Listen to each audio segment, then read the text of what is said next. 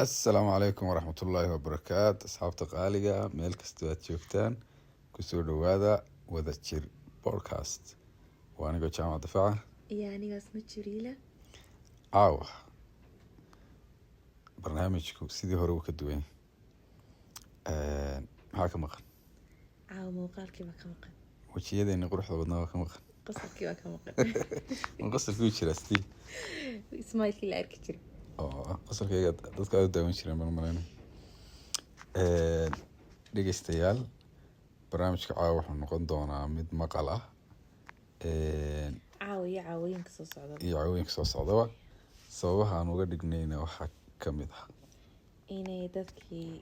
codsiyo badan oo ay leeyihiin fiidiyoyo badan soo sameeya isbuucii hal fiidiyo way nagu adag tahay anagana way nagu adag tahay maadaama schedulekeygu ful yahay dhinac hooyanimadii dhinac shaqooyinkii guriga dhinac shaqadii xaajiga waxaasoo dhan iswada dayacan aabanimadana ilaamin dhinaca aabanimadii yes marka waxaan go-aansanay si aanu fiidiyoyada usoo badan karno si aanu contentka usoo badino inaan fiidiyoga ka saarno maadaama fiidiyogu uu yaro hawl badan iyo diyaarin badan u baahan yahay iyo editing badan marka dhegahun baad naamahinaysaa hawlihiina iska qabsanaysaan dadku ma ogtahay markay yani podcastada dhegeysanayaan sax ma daawadaanba waa arrinta qofka shaqooyinkiisu iska wataa imka anoo kale markaan shaqeynayo dhegeysta 40 minit laba qof oo meel kasoo nacnaali daawan kari maysid waxaad amaahinaysaa uun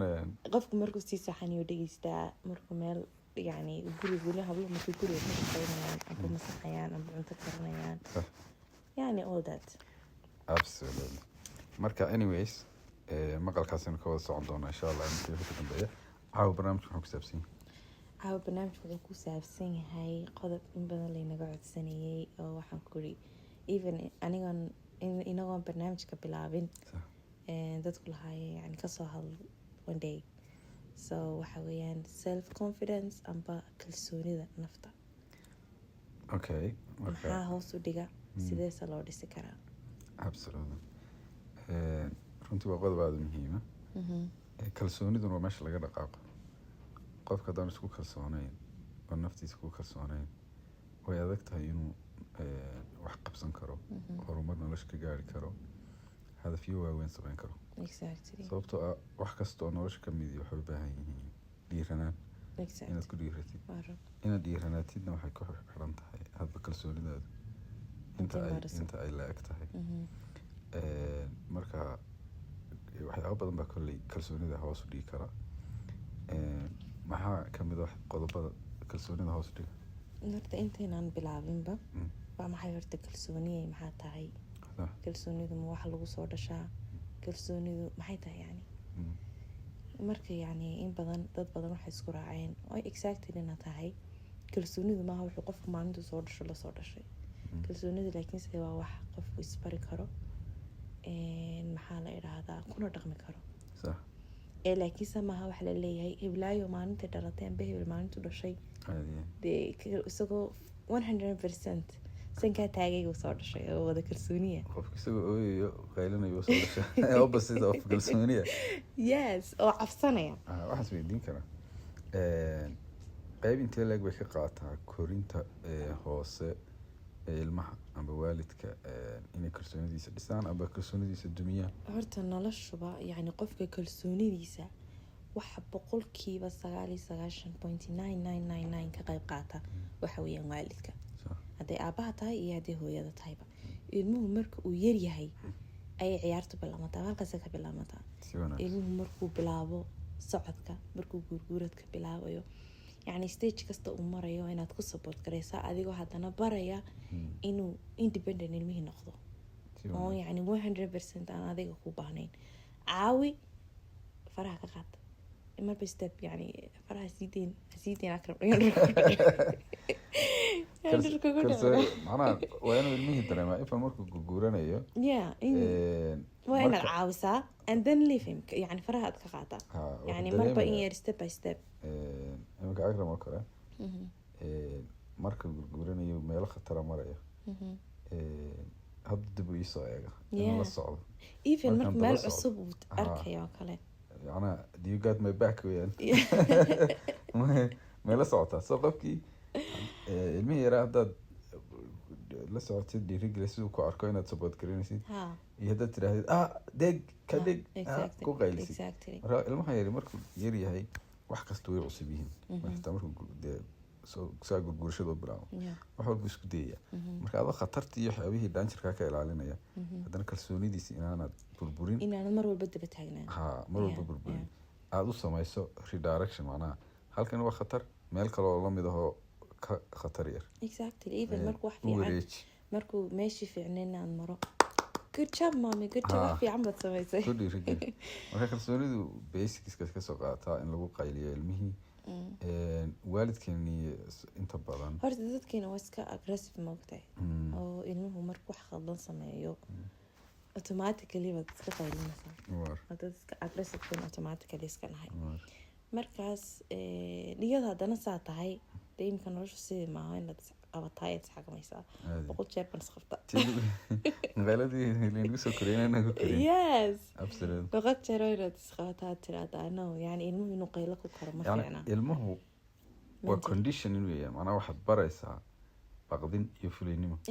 markaad ku qaylisid halkaa ha taaban halkaa ka noqo halkaa ka joog ha samayn adigoo u arkayo waxaan inay khatar tahay dee adoo kaba soo rogi karaya intaad u tagto meel khatar yahay u tag adoo la qoslaya meel kala gee halkaad ku qaalin lahayd oo magaranaysa wixii uu ka biqlaa marka kalsoonidu waxay kasoo bilaabantaa yaraantaas in ilmaha kalsoonidiisa la jabiyo ama la dhiso oo fulinnimo ugu abuuro bas waana markuu baranaya wax kastoo markaas ku programsamaa ilaa mustaqbalkiisa hadhow khatarihii uu ka baqayaa dadkii buu ka baqayaa wax walba isagoo qof kale iska eegaya ayuu haddana inuu sameeyo marka kalsoonidii baad qofkii ka lumayso even ilmihii markuu weynaado oo kale dee uu 5 jir gaaro wax fahmaya dee adigoo intaas uu soo korayeyna ilmihii mar walba dee jirab gareynayay oo wax fiican bad way samaysay kan qaado kan iska daa even waa inaad alternative inuu jiraayo ilmihii markaad wax ka qaadasoo kale inaad markaa waaninku idhaahda u ooyayay bedel waa inaad usii diyaarisa hadaad wax ka qaadaso waa inuu bedelka u diyaar ahaadaa ma ogtahay so wixii uu riskiga ahaa markaad ka qaado markaaba inaad wax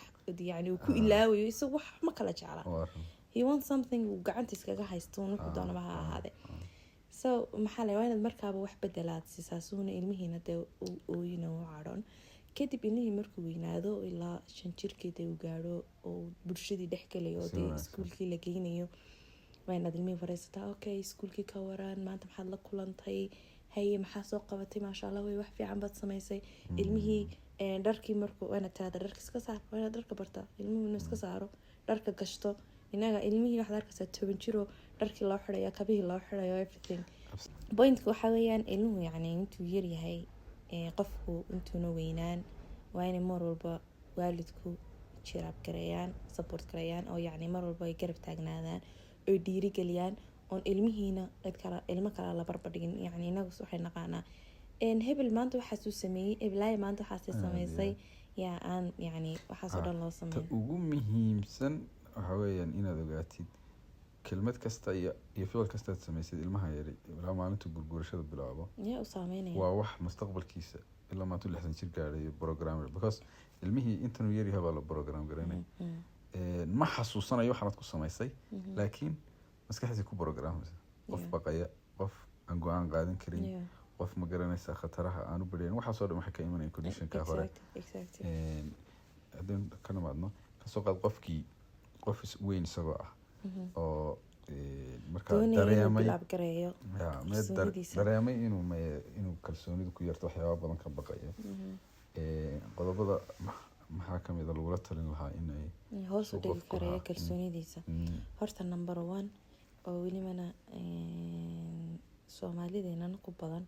isbarbardhiga qofka yacni inuu isbarbardhigo qof kale taasina waa tan imika ka hadlayay waa sheeko ka bilaamatay childhoodkiisii ilmuhu qofku markuu yaraa ka bilaamatay oo la odhanayo hebel waxaasuu sameeyey hebel maanta iskuulka imtixaanka intaasuu keenay yacni ilmihii dee qof dariskiisa ah exactly mar walba la barbardhigayo ilmihii markuu waxaas ku garowaab gareeyo ku koro markuu weynaado isagna muxuu bilaabayaa inuu dadkii kale isbarbardhigo iminka oo kale wuxuu odhanayaa oo hebel shaqo fiican buu haystaa, heblaayo way guursatay, reer bay leedahay, heblaayadii kale way dhooftay, Yurub bay joogtaa, ani nolosheedii yacni wax iska bedeli ma jirto.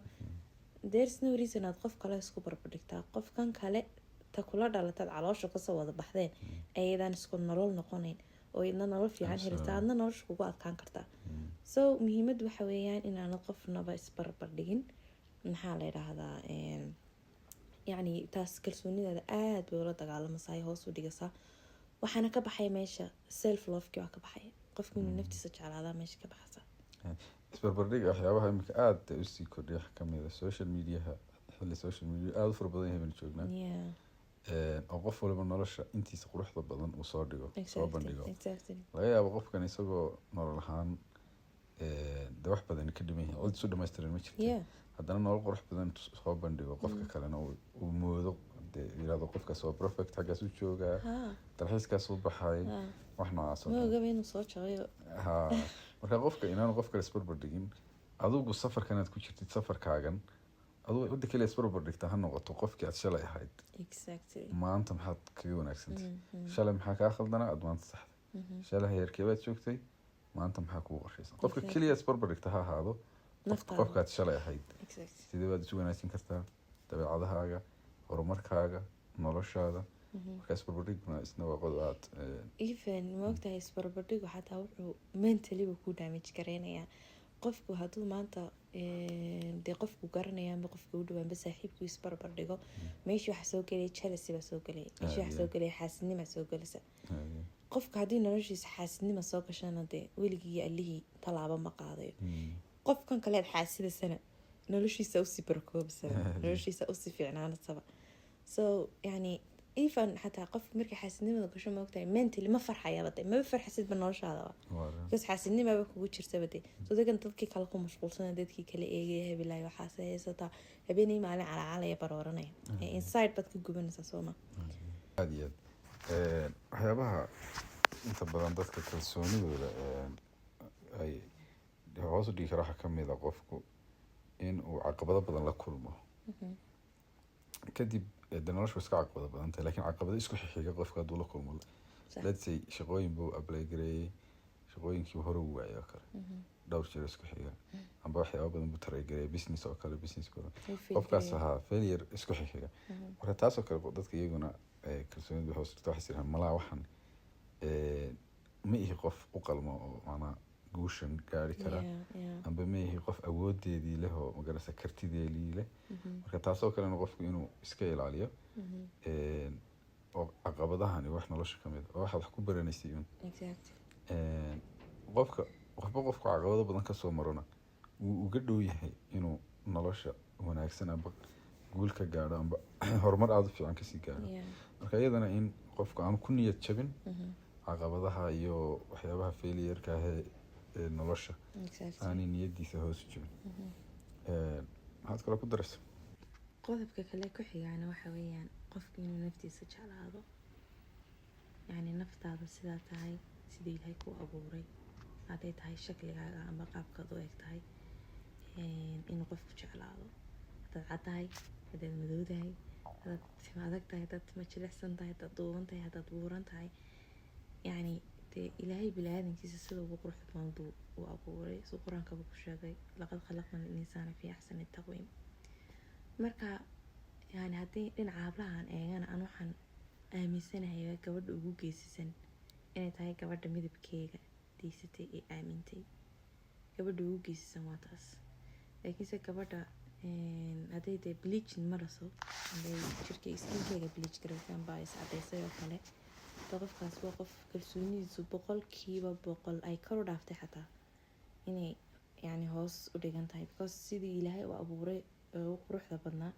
ayuu iska bedelay, weliba jirkiisii u damage garay. so qofku dee wuu isbuurneyn karaa, wuu isdhuubi karaa, taas waa wax yani caafimaadkiisa ku xidhan. wixii caafimaadkaaga aan damage garaynayn hadaad bedesho it's okay, laakiinse wixii caafimaadkaaga damage garaynaya welimaatan ay bleachinka welibana ay ugu horeyso oy adiga ku saameynayso, oy ubadkaaga saameynayso. maanta qofku markuu hooyo yahay oo skinkiisiina welibana uu bleach garaynayo oo iscadaynayo, maxaa la yidhaahdaa dee wuxuu iska dayn kara ma, markuu hooyo noqdana halkii uma sheekadu kasii soconaysaa oo wax kiimika weeyaan ilmihiisina effect gareynaya. So maxaa la idhaahdaa taasi ay ka kow tahay. waxaa kalean doonaya inaan aada uga hadlana hablahu. waxaan arkaa dad badan oo isku caayaya weliba rag welibana sheekada oo yaqaanaan waa naag weyaan tani, yani iyagaa isku caayaya. nimanku ha iskuba caayaanba iyagu waxayna ahayn weyaan, laakiinse gabadhu ma ahayn ninka ku tiraado waa naag. maxay odhanaysaa naagtu macayba? naagtu waaba qofka adduunka ugu geesisan weyaan, waa hooyo. 9 bilood bay ilmo caloosha ku siday, way dhashay, way tarbiyadeynaysaa, way korinaysaa. diinta islaamka maba ogaba dadkeenu malaha dumarka xagga kaga jiraan. maxaa la idhaahdaa nebiga number 1 qofkii ugu horeeyay support gareeyay inay Khadiija ahayd, gabadh dumar ahayd. yacni gabadha cid gaadhaysaa ma jirtaba. suurad dhan baa jirta, suuratu nisaa baa jirta oo dumarka lagaga hadlay. yacni ilaahay baa karaameeyeyba dad dhan oo ilaahay karaameeyeen, iyaguna qiimahooga hoos isku dhigaan maaha, welibana isku caayayaan. waxaad arkaysaa hablo badanoo nimankii kule maanaad la hadlaysaa naag baa tahay naagtu maanaad adiga ahayn. adigta dumarku ugama jeedaan naag baa tahay ninka markay ku caayayaan macnaa wax liitaa tahay ugama jeedaan. hadda maxay tahay? waxay uga jeedaan macnaha halkii lagaa rabay ninka iyo naagtiis waxbay ku kala duwan yihiin sooma. roolkii lagaa rabay ma matalay side. Okay, marka roolka dumarka laga rabaa marka ma rool xunba? dee maya qofka roolkii then why is she mentioning it? roolkii laga rabay rool aan ahayn hadduu qabsado waaba rool ma sooma. Okay, xayawaan baa tahay dhe. roolka xayawaanka dee waa taa qudheed waa la isku yidhahdaa, laakiin dumarka xayawaanka laftirkiisa ayaa la dulmiya sida qofka shakhsiyadiisa wuxuu yahay lagu caayo. laakiin se imika dumar baa tahay ama naag baa tahay marka laisleeyahay micnihiiga waxa weyaan daciif baa tahay, you are nothing ayaa laga wadaa. so markan kale yani qof liitaa tahay oo that's what they mean. so marka pointkeyga waxa weyaan nimanku waxay isdhahaan iyagu dee it's up to them, laakiinse adigoo gabadha maaha inaad ninkii ku tiraada de taas waxa weeyaan waxaad iska dhigaysaa qof aan waxbaba haynba de. imika waa anigoo ku dhaha asmaa tahay oo ku caayaya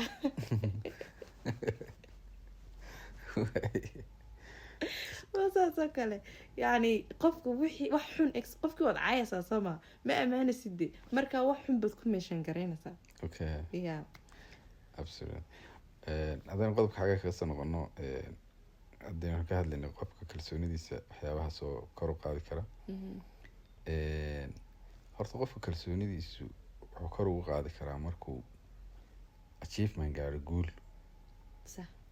qofkan markuu kalsoonidiisa hoos u dhacdo wuxuu dareemayaa macnaha inaanu waxba ahayn, amba inaanu qurux badnayn, amba inaanu horumar samayn, amba inaanu magaraysa waxbuu dareemayaa uu naftiisa ku leeyahay waxaa ma tihid. number 1 horta inaad joojisid naftaada, inaad canaanatid naftaadu. cidda koowaad ee ay haysataa ee saaxiibka koowaad walaalka koowaad haysta waa adiga. adiga haddaad u bilowdid inaad iscanaanatid amba hoos isu dhigtid amba isliidid, it means maskaxdaadii bay gelaysaa, maskaxdaadii way ku borogaraameysaa, kadibna sidaasunbaad noqonaysaa aad adigu iska aaminsantahay. number 1 adigu inaad iska aaminsanaatid inaad tahay qofka ugu wanaagsan, ugu quruxda badan, ugu horumarsan, ugu fariidsan. marka taa maskaxdaada kusoo colcolisid oo aad maskaxdaada ka dhaadhicisid, kalsoonidii way dhismaysaa. waxaad ku xajinaysaa markaas inaad waxyaabo yaryar oo simple ah aad qabatid oo achievement. haddaad ka baqdid meelaha populationka joogaan inaad ka bilowdid inaad dadka group la joogo oo kale mid la sheekeysan kartid oo magarasa u sheekeyn kartid. haddaad ka baqdid inaad public speaking ka hadashid oo macnaha qof aad jeceshahay adigu inaad number 1 inaad muraayadda adigu istaagtid, adigu isu khudbadeyn kartid, ku practice garaysid. macnaha waxyaabo yaryar aad ku bilowdid, kadib kalsoonidaadi step by step bay soo dhisaysaa. muraayaddaasaan sheeka ka xasuustay berigan iskuulka dhigan jiray weliba form 2 ahaa. form 2 wuxuu noqonaya class 10 sooma, ayaa macalin biology noo dhigi jiray, ayaa macalin wuxuu ahaa very active. anigu waan nacmin waqtigaas, imika ayaan yani dareemay inuu wax fiican noo sameynay. una kadidi jiray macalinkaas, yani waxbarashada pressure buu nagu saari jiray. wuxuu odhan jiray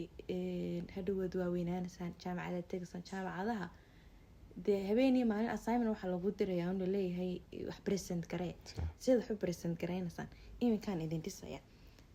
waxbuu noo diraa, wuxuu idhahdaa classkaad kasoo hor present gareynaysaan, kasoo jeedinaysaan. kadib maalintii ugu horeysay 2 saacadood baan maraayada hortaagna no waa qalad halka kale habeenkii waa seexan kari waayey yani stress bay igu noqotay laakiinse markii dambe yani macal waqti waan iskala qabsaday dhib igumay noqon laakiinse iminka anigoo kale waxaa problem igu ah environment cusub inka marka ugu horeysa classkayga maalinta ugu horeysa stressful baan noqonaya laakiinse kadib caadi baan noqonaya anigoo maskaxdiina kula dee maxaa ka baqasaa kasoo qaadayna cidba meesha horta qofku experience kastoo cusub uu dareemi karaa inuu pressure dareemi karo waxyaaba public relatedka la markaa qofku tallaabo yar uu ka bilaabo hadduu jecel yahay inuu dadka ka boqo inuu amba meelaha publica qof salaamu calaykum qof iska meelaha jooga iyo waran ma fiican tahay waa bilow wanaagsan kadib step by step korba kalsoonidaasi usoo kacaysa anigu haddaan beriga dugsiga dhigan jiray hoose dhexe ilaa sare weligay ma soo hor istaagin aan presentation iyo waxaas waa ka dhici jiray waa ka baqi jirayba waa waxaan xitaa baraafadadii wasta 15 foryoodii ma geli jirin sababaha aan geli jiray waxay ka wada in halkaa la soo hor istaajiyo laakiin waxaad baranaysaa isbari kartid step by step adigu isla sheekaysan kartid muraayada ku practice kare qofaad ku kalsoon tahay ku practice kare marka kaliya public speaking ma wax kasto aad ka baqaysid waa inaad horta tallaabooyin yar ka qaadid kadib step by step bay kalsoonidaada u su'aal baan halkaa dhex weydiinaya maalintii kugu darneed meel public ka soo hor istaagtay maalintii horta maalin kasta imika baad soo hor istaagaba way igu darantay markaad wajiyadaas la kulmayso ma aan wajiyada kama baqo amba dhibigu maaha dadku markay caadi u fadhiyaan imika hall 500 qof fadhiyo caadi okay markan ka hadlayo shirarka waaweyn ee dadka badan fadhiyaan ee mikrofoonada lagu hadlayo kuwaas un baan ugu nacaa kuwaas problem igu ah cilada waa mikrofoonka because waxa lagu dhibay 16 mikrofoon shan halkan lagaga xidhaya just qof waliba uu leeyahay wuxuu ka boqo laakiin haddana wixii adigoo ka warwarsan you have to do it talabaad kala khasamaha inuu qofku yani wax kasta oo kalsoonida ku saabsan inuu perfect ahaado ma adoo baqayad qaban kartaa do it well you are scared waxa igu darnayd meherkii arooskii arooskii haddii aan odhanayo dhulka haddii layla goynayo markay dhamaato layga soo saarayo ila gooyaan odhan lahaa waxaa ugu dareemin waxaa lagu odhanayaa keligaas istaago jaas saaxiibadii muna ayaan sii dardaarayay maalintii meherka wixii igu dhacay baan ogaa saasayna dad badan joogin haddana wixii igu dhacay baan ogaa muna sii dardaarayay ilaahay baan ku dhaarshay mar aliya marka la idhaha rasada jaasa hayga maqnaan ii kaale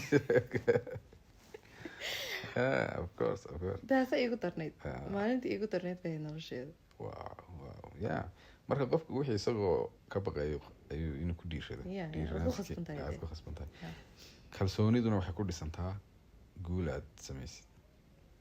kadib qofku markuu guul yaryar sameeyo wuxuu dareemaya inuu isku kalsoon yahay qofka let's say qof doonaya inuu jirkiisa dhiso ama jirkiisa ku kalsoonayn hadduu amba jim galo amba jimicsado oo jirkiisa uu daryeelo amba hadduu buuran yahayna isyara dhimo hadduu rabada inuu muruqyo samaystana uu qofkaasi markuu wax darajada u gaadho wax usoo kordheen kalsoonidiisa lama bani karo isagoo gacmaha saa waxooday ku dhaafaya aan ahayn kii garanaysa marka kale waxaa laga yaaba 9 koodh qofku inuu gashto uu qarinayo hadduu dee aada iskani u yahay marka areada aad kalsooni darada ka dareemaysid iska dhis hadday aqoon tahay small u bilow hadday nafsiyan tahay isku day inaad naftaada aad hiilgaraysid oo aad kalsoonida isku beertid oo aad raadisidna talooyin psychology haddaad heli karto inaad naftaada ammaantid oo aanad adigu negative badan isu keenin marka waxyaabo badan baa insha allah ana waxaan ku dari lahaa ka fogow dadka negative-ka yani waxyaabaha negative-ka ka hadla anugu nacmay ma ogtahay dadka mar walba dayrada ka sheekeeya caan baanan ku ahay dadka ii dhoodhoona waa yaqaanaan hadduu qofku 2 cisho isku xiga war xun iisoo sheega telefoonka kamaba qabtaba tootag يعني مجعله موركا رحمانه حتى absolutely so waxaa fiican inuu qofku dad yani mar walba positive ka hadlaya nolosha mar walba positive maaha laakiin haddana markuu negative ka hadlaya negative macquula ka hadlaya negative caqli kala oo dee aan dadka qaar wax buunbuuniya waa la jabay waa la ba-ay maanta naf laguma noola halkaa iska jiifta maanta oo dhan so yani waxaa fiican inuu dadka negative thoughtka haysta in qofku ka fogaado mar walba yani nolosha u saxan tahay uu mar walba kaaga dhawaado uu dhawaado absolutely waxaan u xoojinayaa un qofku sida kaliya aad kaga bixi kartid kalsooni darrada amba meesha aad ka bahalkeenaysid waa inaad improvement naftaada ku samaysid hadday aqoon tahay inaad xirfado baratid aada aqoon baratid xirfado baratid haddaad luqad problemka haystaad luqada baratid laakiin haddii problemkii uu sidiisii u jiro waxaad ahaanaysaa ma dhacayso inay sii bahalkaysnaato ay kaa dhamaato maxaan kusoo gabagabaynaa walaahi dee waxaynu soo koobi karno maaha ilaa maanta there's thousands qodobo oo kalsoonida dhisi kara laakiinse waxaa ugu muhiimsan in qofku ogaado in isagu naftiisa dib u dhigi karo horana u marin karo qofna maaha inaad tiraahdo sideen kalsoonideeda u dhisi kara yani qofkani de intuu kusoo dhex galo kalsoonideeda ma dhisayo laakiinse waa inaad adiga kaa go-naataa qofku wixii isaga ka go-an unbuu noloshiisa sameyn kara hadday aqoon noqotona inuu qofku aqoontiis ka dhiso aqoontu waata meesha lagu socdo adduunka lagu kala socdo oo meela lagu kala maro yani dadka aad kula kaftami karto yani qofku xataa waxaad dareemaysaa maaragtay markaad dadka dee kaa aqoonta sareeya la joogto way ku motivate garaynayaan waa inaad motivation ka qaadataa maaha inaad tiraahdo maxaan saa la noqon waaya aqoontu xitaa keliya maaha aqoontii iskuul loo gelayay jaacad laga baxayay waxaa qofka kalsoonidiisa dhisi kara inuu xirfad dadka uu kaga duwan yahay oo barto kadib xirfadda isaga ku wanaagsan wuxuu dadka qalbadiisana ku tegaysaa dadka wuxuuna dareemaya qofkii inuu valuable yahay oo wixii ku wanaagsan yahay xagga ciyaalka dan kusoo noqdona waan xasuustaa markaan yaraa hooyaday waxay noo diri jirtay guriga waxyaabaha laga qabanayo so markaa everything hataa cunto la sameynayo yaraan baa nagu bartay maadaama hablu naga yaryar yihiin aan anagu inamadu waaweynaayeen so ilaa early yaraantaydii waxyaaba aan ku faani jiray bay kamid tahay inaan dadka wax kaga wax qaban karo inaan shaqo qaban karo inaan sariirteedii meesha saxan iyo nadiifin karo inaan cunto xitaa samayn karo cuntooyin waaweyn aan samayn karo hooyaday uga amaanin ka jirtay I don't know soo cuntadaas aan jirtay cunto kala dhacday baad soo jirtay soo kalsoonida ku dhisaysaa marka wixii baad interest garay waxaad dad waxaad oranaysaa waxaas kaga duwan dadka I'm good marka dhalay ciyaalka marka xoogaa soo gaaraan u dira guriga inay wax ka qabtaan iyadoo aan qaab banishment ahayn adoo ku dhiirigelinaya okay waxaa sameeya this is part of life hadhoona ku amaan I mean qofkaasi buurow xitaa qaadaya hooyadu weliba waa qofka kale kalsoonida dhisa ilmaha markay wax u dirto wixii markuu soo baxo ay ammaanto ay tiraahdo adaa ugu wanaagsan because qofku inta uu yaryahay ilaa 8 jir wixii ka hooseeya 6 jir meelahaas wada road modelkiisa ah oo inta badan doonay inuu ka farxiyo waa hooyadii marka hooyadii haddii encouragement badan intaa ka helo wuxuu noqonayaa cidina hadhow hor istaagmayso waalidiinta ana waxaan kula talin lahaa inayna caruurta welibana waa waxdee kulliyoom aad maqlayso inayna caruurta kala barbar dhigin oo hebel baa kaa fiican iyadoon cid kaleba la gaadhin dadka walaalaha dhexdooda ayaa la odhanaya hebel baa kaa fiican iyo hebel baa san yidhi iyo hebel san u sameeyaayo maaha yani qof walbaba ilaahay si gaar uu abuuray sidaa gaarka ee uu yahay ee uu abuuran yahay dabeecadiisu tahay waa inaad ku support garaysaa wixii ka qaldanna adigoo si dhinaca positive ay ilmihii kaga saxaya laakiin samayna ku tada doqon baa tahay iyo maxaa la yidhahdaa adiga waa lagaa fariisan yahay iyo ha ilaahay kaa fariisan iyo maaha in ilmaha waxaa lagu idhahdaa absolutely caawintaas baynu kusoo gabagabeyneynaa waxaan rajeynayaa in aad ka heli doontaan wixii feedbackana waad nala soo wadaagi doontaan commentiga qodobada aad jeceshiin inaanu ka hadalano noo soo qora ana waxaan ku darayaa inay subscribe noo saaraan like dhac ku siiyaan sheerta moto dhan la sheer kareen la xaafada jaarkiina xaafada dhageysiisii hata sidii berigii hore tviyada u yeedho hata kaale dhageysta halkan bay ka socotaa halkan ay ka socotaa insha Allah waxaan rajeynayaa inaad ka heli doontaan aad iyo aad baanad mahadsantihiin assalaamu calaykum assalaamu calaykum waraxmatullahi wabarakaatu habeen wanaagsan maalin wanaagsan galab wanaagsan waxay ku tahay qof walba